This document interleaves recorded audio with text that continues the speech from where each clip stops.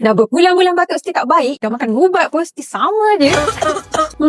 Ni mesti reflux. Ha? Apa tu reflux? Kalau nak tahu, boleh dengar penjelasan daripada Dr. Fauzan. LPR ialah laryngopharyngeal reflux. Maksudnya, asid daripada perut naik sampai ke tekak dan pita suara. Sebab tu, simptom tak semestinya pada perut.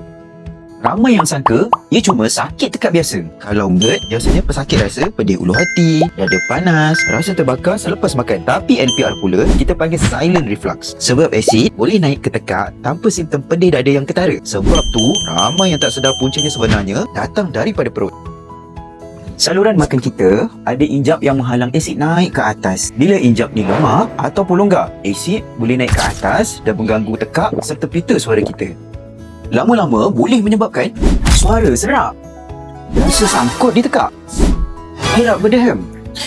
Ramai pesakit LPR yang datang bukan sebab kesakitan yang terlampau, tapi sebab mereka dah penat. Kalau simptom mula mengganggu tidur, suara atau aktiviti harian, jangan risau. Di klinik Izna, doktor akan membantu mengenal pasti punca simptom terlebih dahulu sebelum mencadangkan rawatan yang sesuai. Antara yang boleh dibantu, kawal masalah acid reflux, kurangkan keradangan tekak, bantu masalah batuk dan kahak berpanjangan, nasihat pemakanan dan gaya hidup untuk mengurangkan trigger reflux.